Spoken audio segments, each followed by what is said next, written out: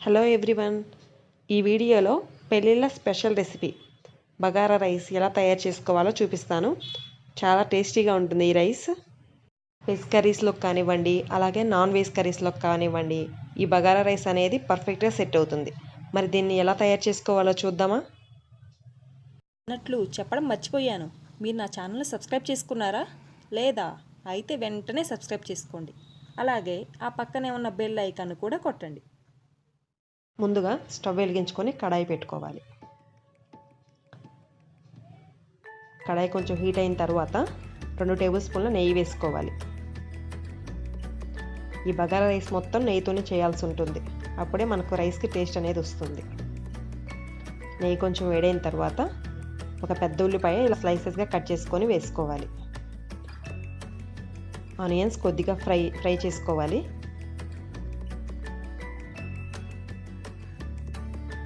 Fry అయిన తర్వాత 1 table spoon షాజీరా యాడ్ చేసుకోవాలి. బగారా రైస్కి మెయిన్ ఇంగ్రీడియంట్ వచ్చేసి ఈ షాజీరా అన్నమాట. కంపల్సరీగా షాజీరాని యాడ్ చేసుకోవాలి. అలాగే లవంగాలు, 2 ఇలాచీ, 4-5 మిరియాలు, అలాగే దాల్చిన చెక్క, అనాస పువ్వు, బిర్యానీ ఆకు, అలాగే మరాఠీ మొగ్గలు 2. ఇవన్నీ వేసుకొని మంచి స్మెల్ వచ్చే వరకు ఫ్రై చేసుకోవాలి.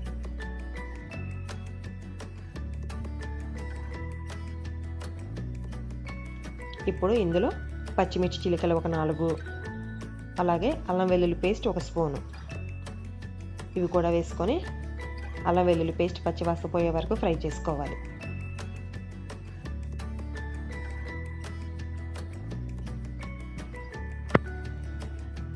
వన్స్ ఇవి మొత్తం ఫ్రై అయ్యాక ఇందులో 1/2 టీ స్పూన్ సాల్ట్ యాడ్ చేసుకోవాలి.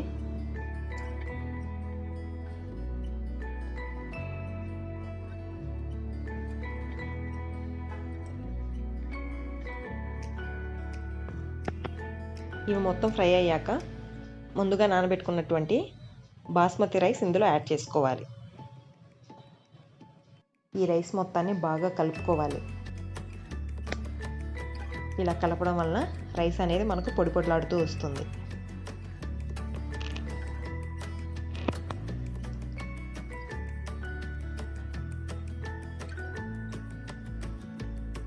ఇలా కలుపుకున్న ఈ మిశ్రమంలో కొద్దిగా కొత్తిమీర, అలాగే కొద్దిగా పుదీనా, ఇవి కూడా వేసుకొని ఒకసారి కలుపుకోవాలి.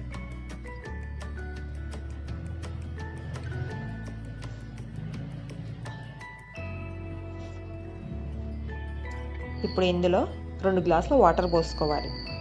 బాస్మతి రైస్ ఎన్ని తీసుకుంటే అంత వాటర్ పోసుకోవాలి. నేను 2 గ్లాసులు బాస్మతి రైస్ తీసుకున్నాను, అందుకే 2 గ్లాసులు వాటర్ యాడ్ చేశాను.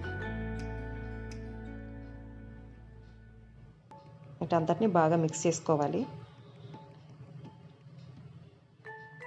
సాల్ట్ సరిపోకపోతే మరి కొంత యాడ్ చేసుకోవచ్చు. ఇప్పుడు